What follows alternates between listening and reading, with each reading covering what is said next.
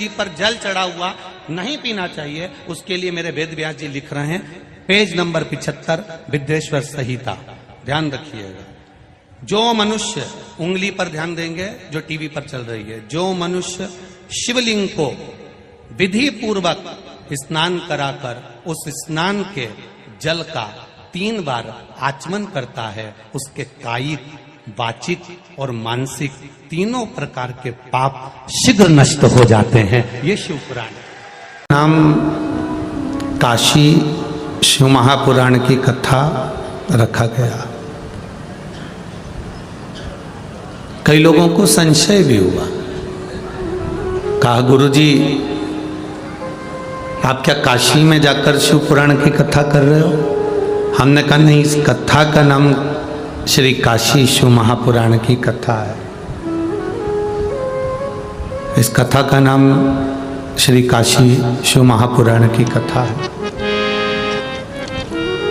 तो कहा गुरुजी वाणी में ये कथा हो रही है और इसका नाम काशी शिव पुराण क्यों रखा? हमने कहा कि श्री राजकुमार जी जायसवाल जी के यहाँ उनकी धर्मपत्नी के गर्भ से जो बेटी ने जन्म लिया है, उसने संपूर्ण शिव महापुराण की कथा को सुना और उस बेटी का नाम काशी रखा, इसलिए काशी शिव पुराण की कथा का। आज के जमाने में बच्चों का जो नाम रखते हैं, बच्चों का जो नामकरण संस्कार किया जाता है, वो ऐसे विचित्र विचित्र नाम रख देते हैं जिन नामों के बल पर मोक्ष का अनुभव ही नहीं है।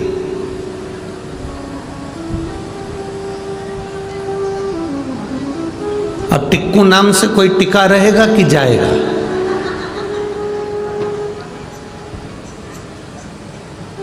अब कोई टिक्कू नाम रख दे, टिक्कू नाम रख दे, तो इससे क्या मतलब है? हमारे शास्त्रों में, श्रीमद् भागवत में अजामिल की कथा आती है।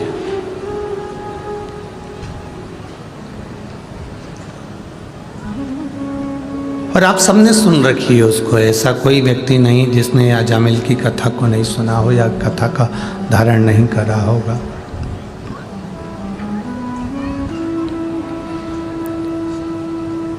बहुत अच्छा ब्राह्मण था अजामिल, बहुत अच्छा।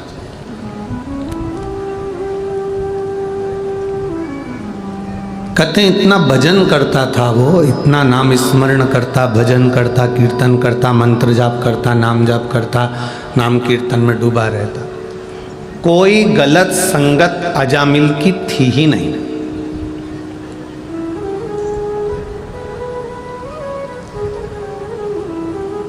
कुछ अच्छी कृपा होती है ना परमात्मा की, भगवान की जब बहुत बहुत कृपा हो, बहुत कृपा,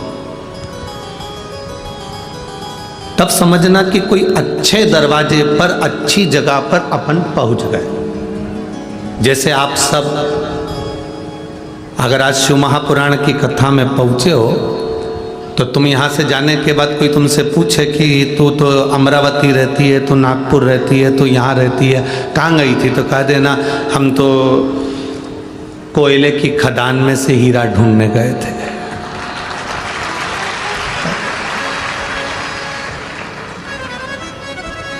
अब यहाँ सबसे ज़्यादा व्यापार किस चीज़ का है? यहाँ खदानें हैं कोयले की और कोयला ही कोयला यहाँ निकलता।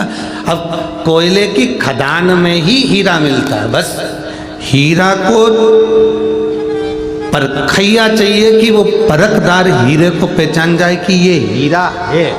जो नहीं जानता वो हीरे को यूं ही कोयले में ही बेच देता। कोई कोई अगर उस खदान में जो रहता है, खदान खोदने वाला जो रहता है, खदान का मालिक जो रहता है, अगर वो परखैया है तो उसको समझ में आ जाता है कि इस कोयले की खदान में एक छोटा सा कंकर मिला है और वो कंकर साधारण नहीं है, कोहिनूर हीरा है। बस वो पहचान जाए, उसकी दृष्टि, उसके नेत्र, उसकी आंखें अगर वो हीरे को पहचान जाए तो समझ लो कि वो कोई परखैया अच्छा है, जिसने इसको परख कर लिया है, जिसने इसको परखा है, जो इसको परख चुका है।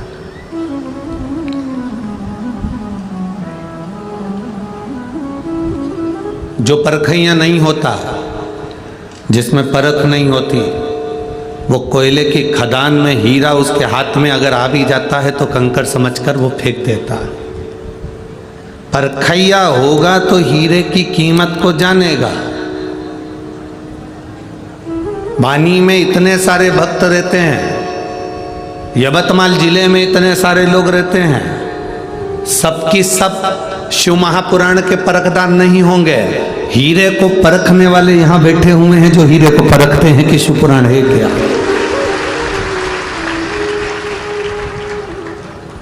कोई कहेगा गुरुजी 5 किलोमीटर दूर है, कोई कहेगा 10 किलोमीटर दूर है, कोई कहेगा 20 किलोमीटर दूर है, कोई कहेगा पैदल चलना पड़ेगा, कोई कहेगा इतना पैदल चलना पड़ेगा। हम कहते हैं कि जो शंकर जी की शिव पुराण की कथा तक पैदल चल लेता है, फिर उसको बैकुंठ तक पैदल नहीं जाना पड़ता, नंदी पर बैठकर ही जाता है। फिर वो सहज नहीं है, साधारण नहीं है। आप उसके द्वार तक तो जाओ, वो आपको मिलेगा, जरूर मिलेगा।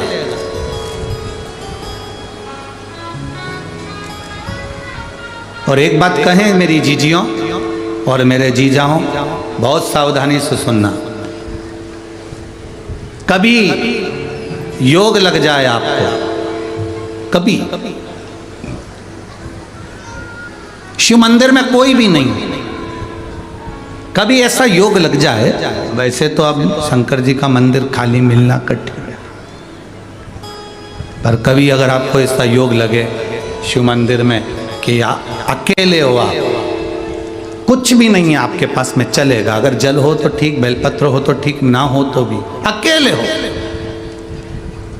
गाड़ी से जा रहे हो, रोड के किनारे पर एकांतेश्वर महादेव मिल गए, कहीं पेड़ के नीचे बैठे थे,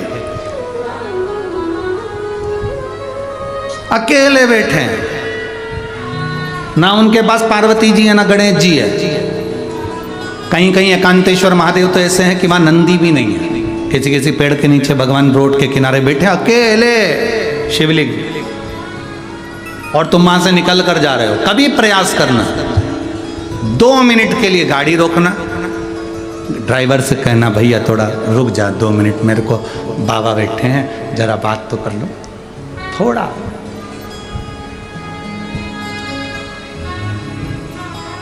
रोको जरा, रोको 2 मिनट रोक कर उसके पास बैठकर, कुछ भी नहीं होना, कुछ भी नहीं, थोड़ा सा सफाई कर देना, बैठकर दिल से कह देना बहुत दुखी हूं बाबा, पर मेरे महाकाल राजा, ओ मेरे महाकाल राजा, ये दिल, मन, चित्त, बुद्धि, परिवार, सब कुछ आप पर सौंप दिया है। अब मेरी जिंदगी के निर्णय मेरे महाकाल राजा आपको लेना है, और मैं जानती हूं आप मुझे गिरता हुआ नहीं देख सकते, क्योंकि आप कालाधिपति हो। विनय करो, बैठकर बात करो, प्रार्थना करो, थोड़ी देर बैठकर श्री शिवाय नमस्तुभ्यम जरा जम के बोलो एक बार, श्री नमस्तुभ्यम, दिल से बोलो उसको। जब आप हम और एक साथ बाबा से प्रार्थना करें, वो क्यों ना सुने।